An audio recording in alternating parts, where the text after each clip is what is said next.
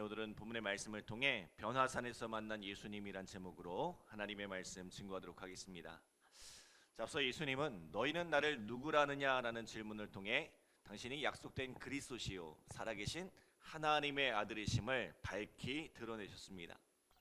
자, 예수님은 이 고백 위에 당신의 교회를 세우리라 말씀하시며 이 고백을 가진 자마다 천국 열쇠, 기도의 능력을 얻게 되리라 말씀합니다. 그리고는 당신께서 십자가에 달려 죽기 위해 이 땅 가운데 오셨고 또 장사된 지 사흘 만에 죽음 가운데서 다시 살아나실 것을 말씀하셨습니다. 이 제자들은 큰 기적과 능력을 행하시며 사람들에게 칭송받는 예수님을 기대했지만 예수님은 제자들의 기대를 저버렸습니다. 그리고는 오히려 이렇게 말씀하시죠. 누구든지 나를 따라오려거든 자기를 부인하고 자기 십자가를 지고 나를 따를 것이니라. 자, 우리는 예수님을 통해 내가 원하는 무언가를 이루고 예수님을 통해 성공을 꿈꾸지만 사실 예수님을 따르는 길은 그런 자기를 부인하고 십자가를 지는 길이라는 거죠. 제자들은 예수님께서 하나님의 아들 그리스도라는 말에 흥분하고 설레었지만 동시에 당신께서 십자가를 지시리라는 말에 적지 않이 당황했으리라 생각됩니다. 자, 여러분 그렇지 않아요? 나는 그냥 예수 믿고 복 받으려고 예수 믿고 평안하게 살려고 이 예수를 믿었는데 나를 따르는 길은 그런 길이 아니야.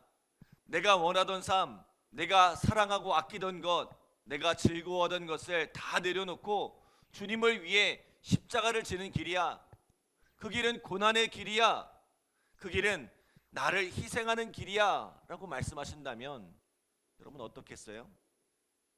고민되지 않겠어요? 흔들리지 않겠어요?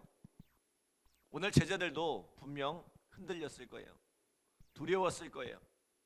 그렇게 흔들리는 제자들을 위해서 보여주신 것이 바로 오늘 변화산의 사건입니다. 자, 우리 1절 2절 말씀 함께 읽겠습니다. 1절 2절 시작.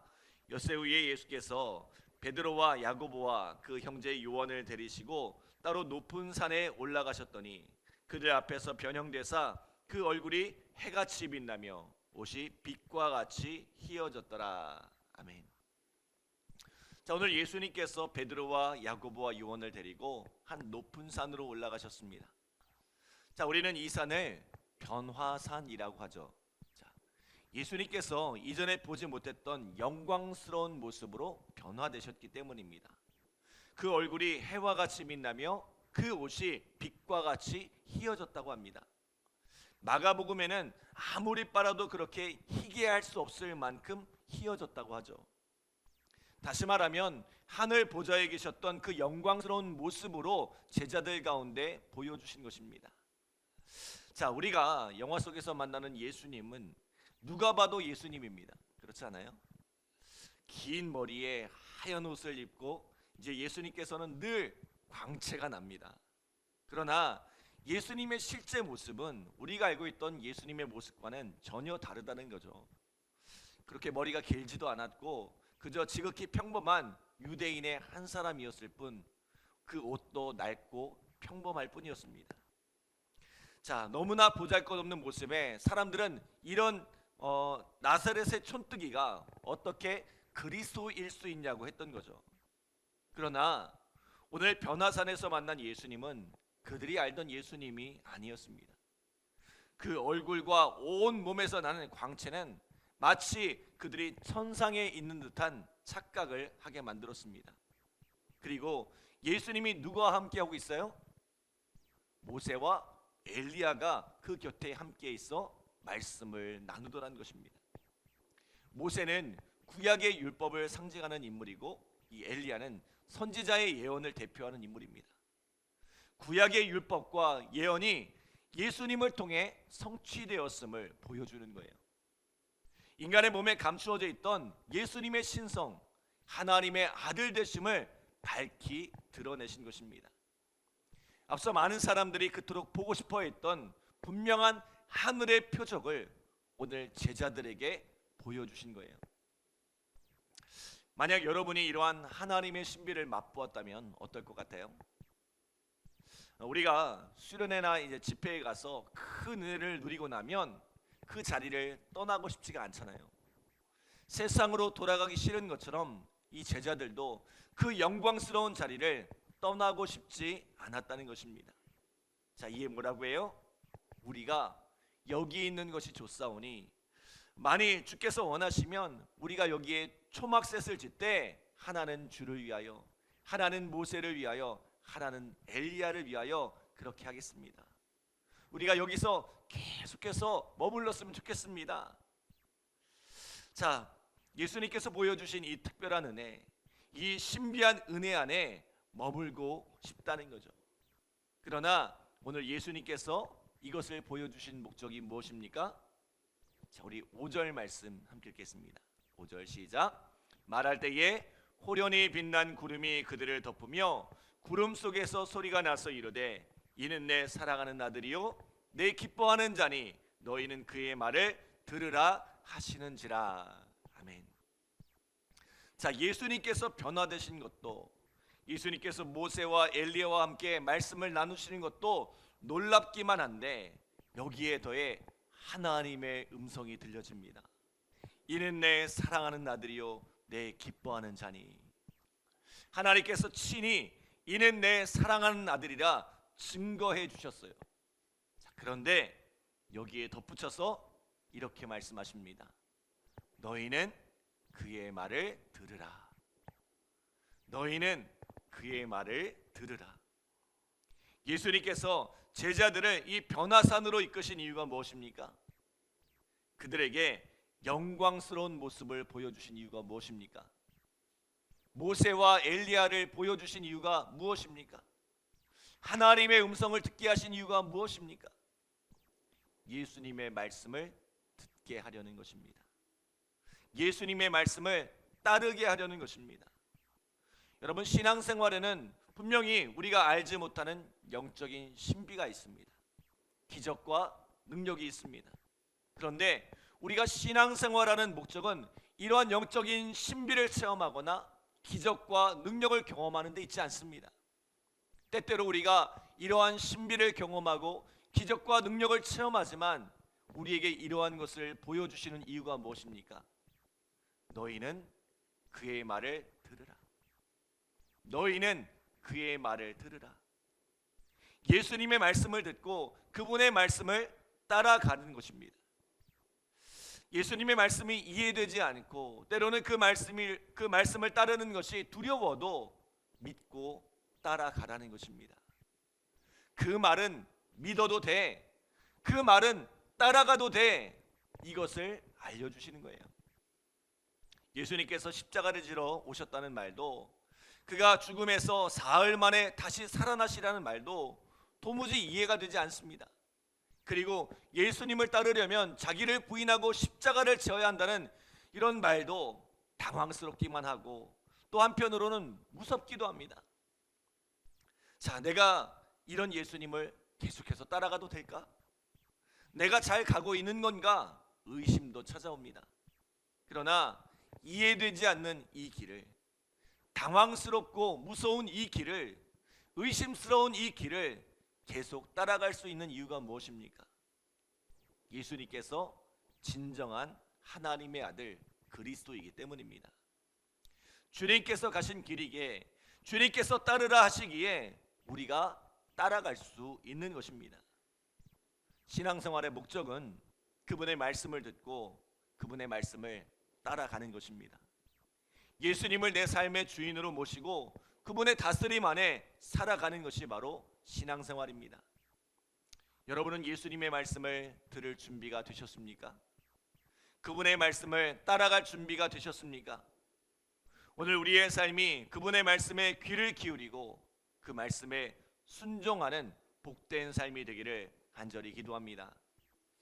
자, 산에서 내려오는 길에 예수님께서 이렇게 말씀하시죠. 우리 9절 말씀 함께 읽겠습니다. 9절 시작. 그들이 산에서 내려올 때에 예수께서 명하여 이르시되 인자가 죽은 자 가운데서 살아나기 전에는 본 것을 아무에게도 이르지 말라 하시니. 아멘. 자, 예수님은 제자들이 보았던 이 변화산의 사건을 감추어 두셨습니다.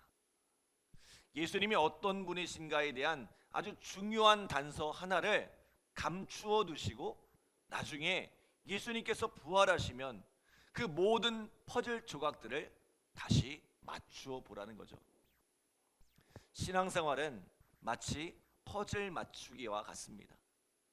단편적으로 흩어져 있는 수많은 조각들을 맞춰 하나의 실체를 발견해 가는 과정입니다. 우리가 묵상하고 있는 이 마태복음도 그러한 것입니다. 예수님에 대한 수많은 사건과 자료들은 흩어져 있는 수많은 퍼즐 조각과 같습니다. 이 퍼즐 조각만으로는 그분이 누구신지를 알 수가 없습니다. 그런데 그 조각들을 하나하나 꿰어 맞추다 보면 결국 그 실체가 드러납니다. 그 퍼즐 조각들이 다 맞추어졌을 때 우리는 예수님이란 분이 어떤 분인지를 깨닫게 됩니다. 반대로 그 전체를 아우르는 윤곽을 알게 될 때 또 그 단편적인 하나하나의 조각들이 무슨 의미였는지 비로소 깨닫게 되는 거죠.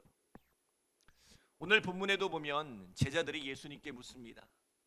서기관들은 하나님의 아들 그리스도가 오기 전에 엘리야가 먼저 와야 한다고 이야기하는데 그건 무슨 이야기입니까? 그러니까 예수님이 뭐라고 이야기해요? 엘리야가 이미 왔으나 사람들이 그를 임의로 대우했다는 거예요. 그제야 제자들이 깨닫습니다. 그 오리라한 엘리야가 바로 침례 요한이구나. 예수님께서 하나님의 아들 그리스도라는 것을 알고 나니 침례 요한이라는 퍼즐을 그 의미를 알게 된 거예요. 여러분, 우리가 살아가는 신앙의 여정도 마찬가지입니다. 주의 말씀을 따라 살아가지만 우리 앞에는 이해할 수 없는, 우리가 깨닫지 못하는 퍼즐들이 계속해서 놓여집니다. 이건 무슨 의미일까? 하나님께서 왜 내게 이런 시간을 허락하셨을까? 그런데 세월이 지나면 그 흩어진 퍼즐 조각들을 맞추어 보면 하나님께서 내게 이러한 날들을 주시려고 이런 과정을 내게 허락하셨구나. 때로는 이런 고통, 이런 눈물을 내게 허락하셨구나. 그 모든 삶의 파편들이 하나하나 이해가 되는 거죠. 그리고 그 퍼즐 조각들을 모아보니 내 삶에 역사하셨던, 내 인생을 이끌어 오셨던 하나님이 보이더란 것입니다. 사랑하는 여러분, 주의 말씀을 따라가는 길은 우리가 다 이해할 수가 없습니다. 때로 그 길은 주님이 말씀하신 것처럼 고통스러운 길, 십자가의 길일 수도 있습니다. 그러나 우리가 확신 가운데 이 길을 걸어갈 수 있는 이유가 뭐예요? 주님께서 우리가 상상하지도 못할, 우리는 감히 그릴 수도 없는 큰 그림을 그리시고 계시기 때문입니다. 그 하나님의 솜씨를 기대하시기 바랍니다. 그 하나님의 선물을 기대하시기 바랍니다.